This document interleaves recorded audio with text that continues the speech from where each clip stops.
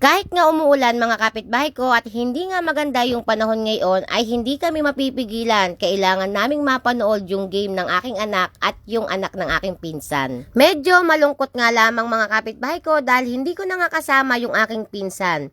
Kasi nga kailangan na niyang bumalik sa Hong Kong. Siguro ng mga oras na ito ay nasa biyahe na siya.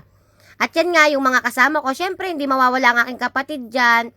Si Cheryl dahil lalaro ang kanyang kapatid at yung tropa ng aking anak at syempre si Esteron Lolit. Naghahanap pa nga kami ng masasakyan dyan at yung iba nga ay nauna na dahil luag pa yung tricycle na pupunta rin sa Caloocan para manood. At yung gagamitin nga namin ay dapat service ng mga player, kaso mo nga lamang ay nauna na sila kaya kami na lamang yung sasakay at mabuti na nga lamang ay nandyan ang aming kapitana Sally Berdillo. Ang mabait naming kapitana. At yan na nga mga kapitbahay ko ay on the way na kami at kita nyo naman ay basa ang kalsada.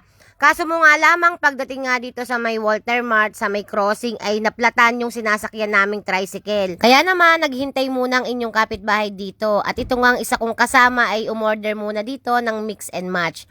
Kapag kasi sa loob kami umorder, mga kapitbahay ko ay mahaba yung pila. Kaya naman, dito na lamang kami umorder. Kami daw yung isa lang naman yung umorder. Dito sa may drive-thru. Pero wala naman kaming sasakyan. At dito na nga lamang kami sa unahan naghintay at may number naman dito mga kapitbahay ko. At yan na nga, nakuha na namin yung order niya. Niya lang ha, wala ako dyan. At wala tayong pera talaga mga kapitbahay ko. Umikot na nga lamang kami dyan at si Esteron Lolit nga ay nasa loob ng fast food at inaalagaan nga yung kanyang apo. Hindi niya alam na doon na kami umikot. Kahirap ba ng ganari yung single mom ka tapos wala naghahanap buhay para sa'yo? As in talagang Facebook lang talaga yung inaasahan ko. Pero syempre kailangan nating magtiyaga sa buhay para tayo naman kahit papaano ay umusad din. Inabutan na nga kami dyan ng gabi mga kapitbahay ko tapos umaambun pa. Hanggang ngayon nga ay wala pa rin yung kapalit na service na aming sasakyan. At nakakatuwa nga mga kapitbahay ko na sarap ng kinakain niyang spaghetti. Pero kami talaga mga kapitbahay ko ay wala. Kung hihingi pa naman ako ay di lalo nang hindi kami mabubusog at kulang pa nga sa amin.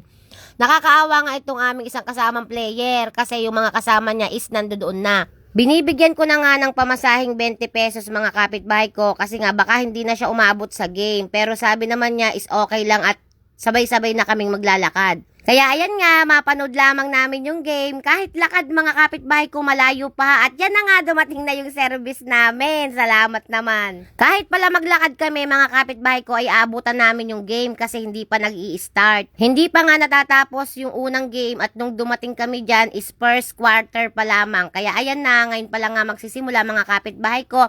At for the first time nga ay pasok ang aking anak sa first 5. Wow! Nakakatawa naman dahil sabi ko, wow, first 5 ang aking anak. Thank you, coach. Sa umpisa nga ay sa kalaban agad ang bola mga kapitbahay ko. Pero kahit ganon, sa atin pa rin yung unang shoot. Nag-end nga dyan yung first game na lamang tayo ng 5 puntos. At ayan nga ang aking anak, shoot din, diba? With flying pa. Bago nga matapos ang game na ito mga kapitbahay ko, mula first quarter nga hanggang fourth quarter ay lamang ang Barangay G's. So alam nyo na kung sino yung nanalo. At ang kalaban nga pala nila ay Barangay Lanatan. Kaya naman pasok ang ating barangay at waiting na lamang tayo sa semifinals. Hanggang dito na lamang ang aking video. Maraming salamat!